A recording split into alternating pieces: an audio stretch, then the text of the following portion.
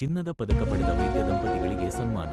ತುಮಕೂರು ಜಿಲ್ಲೆಯ ಶಿರಾ ನಗರದ life care ಆಸ್ಪತ್ರೆಯ ವೈದ್ಯರಾದ ಡಾಕ್ಟರ್ ಫಜಲ್ ಮತ್ತು ಡಾಕ್ಟರ್ ಸಭಾಂಜುಮ್ ದಂಪತಿಗಳಿಗೆ ವೈದ್ಯಕೀಯ ಸೇವೆಯಲ್ಲಿ ಬಂಗಾರದ ಪಡೆದ ಪ್ರಯುಕ್ತ ಶಿರಾ ನಗರದ ಜಾಮಿಯಾ ಮಸೀದಿಯ ಟ್ರಸ್ಟ್ನ ವತಿಯಿಂದ ಸನ್ಮಾನಿಸಿ ಗೌರವಿಸಲಾಯಿತು.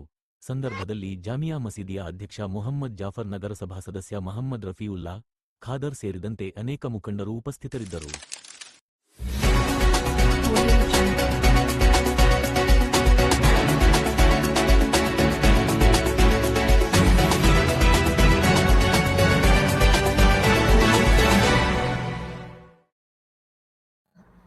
ಅಸ್ಸಲಾಮು ಅಲೈಕುಮ್. ಎಲ್ಲರಿಗೂ ನಮಸ್ಕಾರ. ಮೊದಲನೇದಾಗಿ ಇವತ್ತು ನಾನು ನಮ್ಮ brother doctor Fazal MS general surgery ಮತ್ತು ಅವರ ಧರ್ಮಪತ್ನಿಯಾದ ಸಭಾಂಜುಮ್ ಅವ್ರಿಗೆ ಅಭಿನಂದನೆ ಹೇಳ್ತೀನಿ.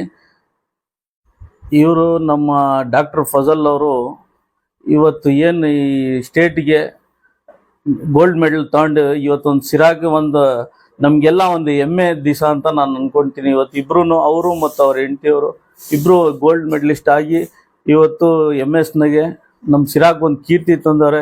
ಅದು ನಾನು ಪೂರ್ತಿ ನಮ್ಮ ಕಮಿಟಿ ಪರವಾಗಿ ಮತ್ತು ಸಿರಾಜ್ ಜನತೆ ಪರವಾಗಿ ಇನ್ನೊಂದ್ಸರಿ ಅವ್ರಿಗೆ ಅಭಿನಂದನೆ ಹೇಳ್ತೀನಿ. ಮತ್ತು ಇವರು ಲೈಫ್ ಕೇರ್ ಹಾಸ್ಪಿಟ್ಲರು MD ಆದಂಥ ನಮ್ಮ ಡಾಕ್ಟರ್ ಫಜಲ್ ಅವರು ಮೊದಲಿನಿಂದಾಗ ಈ ಕೋವಿಡ್ ಟೈಮ್ನಾಗೆ ಭಾಳ MBBS ಇದ್ರು. ಆ ಟೈಮ್ನಾಗೂ ಫುಲ್ ಆಕ್ಟಿವ್ ಡಾಕ್ಟರ್. ನಮ್ಮ ಕಮ್ಮಿ ವಯಸ್ಸಿನಾಗೂ ಜನ ಸೇವೆ ಮಾಡ್ಬೇಕಂತ ಭಾಳ ಆಸೆ.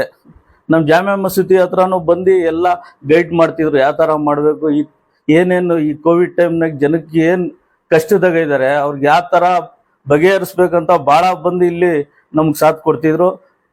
ಇನ್ನೊಂದು ಹೇಳ್ಬೇಕಂದ್ರೆ ಅವ್ರ ಧರ್ಮಪತ್ನಿ ಈಗ ಹೆಣ್ಮಕ್ಳಿಗೆ ಭಾಳ ತುಮಕೂರಿಗೆ ಹೋಗ್ಬೇಕಾಗುತ್ತೆ.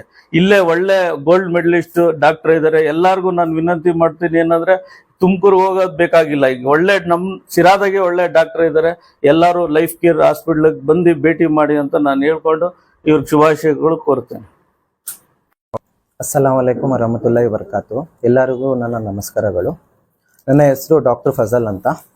ನಾನು ಶ್ರೀದೇವಿ ಮೆಡಿಕಲ್ ಕಾಲೇಜಲ್ಲಿ MS ಜನರಲ್ ಸರ್ಜರಿ ಮಾಡಿ ನನ್ನ ಇಡೀ RGHS ರಾಜೀವ್ ಗಾಂಧಿ ಯೂನಿವರ್ಸಿಟಿಗೆ 10th ರ್ಯಾಂಕ್ ಬಂದಿದೆ ಅಂತ ಹೇಳಿ ಜಾಮಿಯಾ ಮಸೀದಿ ಕಮಿಟಿ ಕಡೆಯಿಂದ ನನಗೆ ಇವತ್ತು ಸನ್ಮಾನ ಇಟ್ಕೊಂಡಿದ್ದಾರೆ.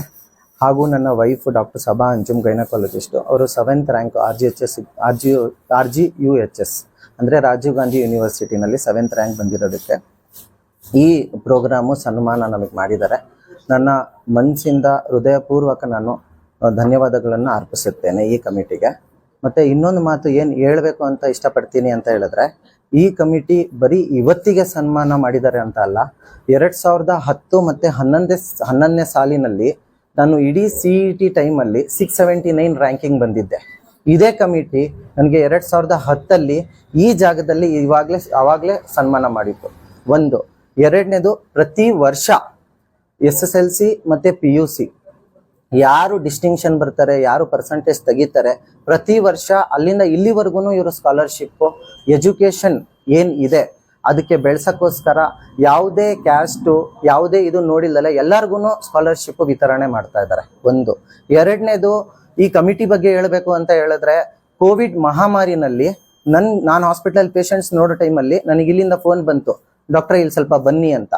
ಇದೇ ಕಮಿಟಿ ಹೇಳಿ ಸರ್ ಏನು ಕಡ್ದಿದ್ದು ಅಂತ ಕೇಳಿದಾಗ ಒಂದೇ ಮಾತು ಹೇಳಿದ್ರು, ಇಡೀ ಹಾಸ್ಪಿಟಲಲ್ಲಿ ಕೋವಿಡ್ ಅಂತ ಯಾರಾದರೂ ನೆಗಡಿ ಕೆಮ್ಮು ಜ್ವರ ಅಂತ ಬಂದರೆ ಫ್ರೀ ಮಾಡಿ ಟ್ರೀಟ್ಮೆಂಟು, ನಾವು ಅದನ್ನ ಪೇಮೆಂಟ್ ಕೊಡ್ತೀವಿ ಇಲ್ಲಿಂದ ನಮ್ಮ ಮಸೀದಿ ಕಡೆಯಿಂದನೇ ಅಂತ ಹೇಳಿ. ಯಾವುದು ಕ್ಯಾಶ್ ನೋಡಬೇಡಿ, ಯಾವ ಪೇಷಂಟ್ ಬಂದ್ರೂ ಫಾರ್ಮಸಿಯಿಂದ ಹಿಡಿದು ಲ್ಯಾಬ್ ಟೆಸ್ಟಿಂದ ಹಿಡಿದು ಟೋಕನ್ ಹಿಡಿದು ಎಲ್ಲನೂ ನೀವು ಫ್ರೀ ಮಾಡಿ ಅಂತ ಹೇಳಿದ್ದಾರೆ. ಒಂದು. ಎರಡನೇದು, ಎಜುಕೇಷನ್ದು ಅದಾಯಿತು.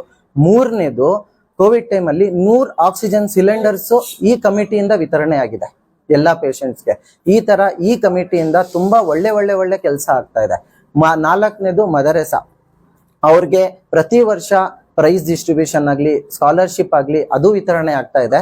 ಇದರಿಂದ ನಮಗೆ ಪ್ರೇರಣೆ ಏನು ಸಿಗುತ್ತೆ ಅಂತ ಹೇಳಿದ್ರೆ, ಈ ಕಮಿಟಿಯಿಂದ ಇವಾಗ ಬೇರೆಯವ್ರು ನಾವು ನೋಡಿದಾಗ ಇನ್ನೂ ನಾವು ಡಾಕ್ಟರ್ಗಳಾಗಬೇಕು, ಇನ್ನೂ ಇಂಜಿನಿಯರ್ಗಳಾಗಬೇಕು. ನನ್ನ ವಯಸ್ಸಲ್ಲಿ ಕಮ್ಮಿ ಇದ್ರೂ ಇಲ್ಲಿ ನನಗಿಂತ 4 ಪಟ್ಟು ವಯಸ್ಸಲ್ಲಿ ಜನ ಇದ್ದಾರೆ.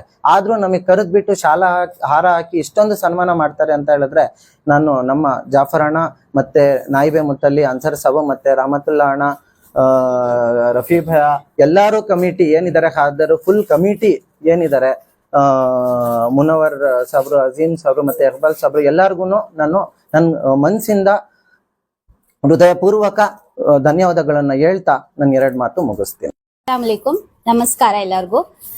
ನಾನು ಡಾಕ್ಟರ್ ಸಬಾ, ಹೆರಿಗೆ ಮತ್ತು ಸ್ತ್ರೀ ರೋಗ ತಜ್ಞೆ, ಲೈಫ್ ಕೇರ್ ಹಾಸ್ಪಿಟಲ್.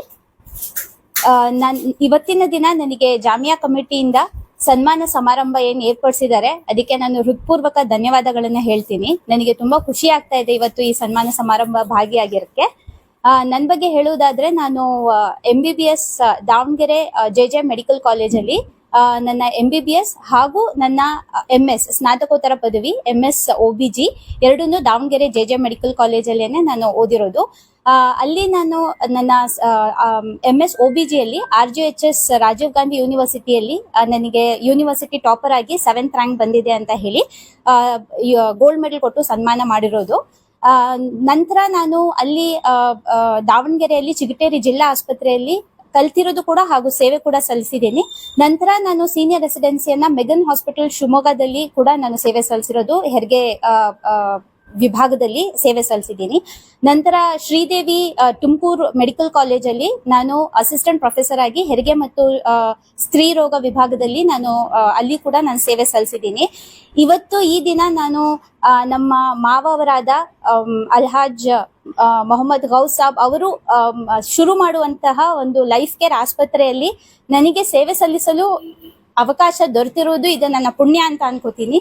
ನಾನು ಈ ಮೂಲಕ ಎಲ್ಲರಲ್ಲೂ ವಿನಂತಿಸಿಕೊಳ್ಳುವುದೇನಂತ ಹೇಳಿದ್ರೆ, ಹೆಣ್ಮಕ್ಳಿಗೆ ಆದ ಏನೇ ಸಮಸ್ಯೆ ಆಗ್ಲಿ, ರಕ್ತಸ್ರಾವ ಹೆಚ್ಚಿಗೆ ಆಗುವುದು ಅಥವಾ ಗರ್ಭಕೋಶದಲ್ಲಿ ಗೆಡ್ಡೆ ಇರುವುದು ಅಥವಾ ಬಂಜೆತನ ಸಮಸ್ಯೆ ಆಗ್ಲಿ, ಬಿಳಿ ಬಟ್ಟೆ ಸಮಸ್ಯೆ ಆಗ್ಲಿ, ಹೆಣ್ಣು ಮಕ್ಕಳಿಗೆ ಸಂಬಂಧಪಟ್ಟಂತೆ ಏನೇ ಸಮಸ್ಯೆ ಇದ್ರೂ ಕೂಡ ಅದ್ರ ಚಿಕಿತ್ಸೆ ಹಾಗೂ ಪೂರ್ತಿ ಪ್ರೆಗ್ನೆನ್ಸಿ ಪ್ರಸೂತಿ ಕೇರ್ ಏನೇ ಇದ್ರೂ ಕೂಡ ನಮ್ಮ ಆಸ್ಪತ್ರೆಯಲ್ಲಿ ನಾವು ಚಿಕಿತ್ಸೆ ಕೊಡಬೇಕು ಅಂತ ಈ ಆಸ್ಪತ್ರೆಯನ್ನು ಒಳ್ಳೆ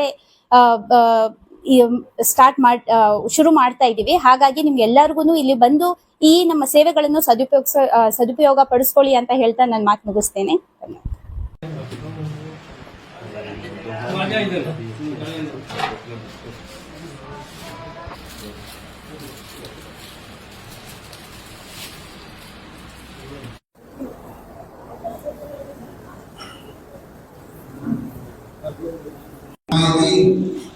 और मुसलिम इकराम, अस्सलाम वालेकुम रहमतुल्लाहि व बरकातहू।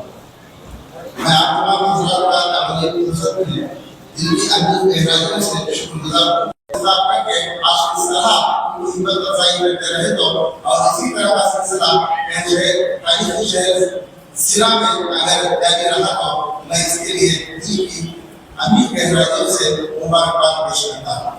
इंशाअल्लाह जो यहाँ पर जो गुज़श्ता 10 सालों से लाइफ के स्पेशलिटी हॉस्पिटल बन रही है, इसके मालिक, इसके बानी व मालिक मरहूम अलहाज मोहम्मद गौस साहब, मैंने मेरे समझी अल्लाह रब्बुल इज्जत से दुआ है कि अल्लाह का शुक्र अदा करें तो बहुत कम है कि आज हमारे बीच बहुत से डॉक्टर्स, अभी आने वाले नस्लों में बहुत से डॉक्टर अभी भी MBBS कर रहे हैं। अल्लाह ताला उन्हें भी मजीद कामयाबी अता करें। फिर से एक बार मैं जनाब डॉक्टर फजल साहब और उनके अहलिया को मुबारकबाद देता हूँ कि अल्लाह इन्हें और भी कामयाबी से नवाजे। यह हमारे जनाब मोहम्मद गौस साहब जो जामा मस्जिद के रुकन रह चुके हैं, उनकी भी एक खिदमत है जामा मस्जिद के लिए थी। अल्लाह ताला उनके लोगों में खुशी फरमाए। मैं डॉक्टर जनाब मुतल्ली साहब, जनाब जवाहर साहब का दर्ज करूँगा कि वो डॉक्टर साहब की कुल कोशिश करें। अस्सलाम वालेकुम।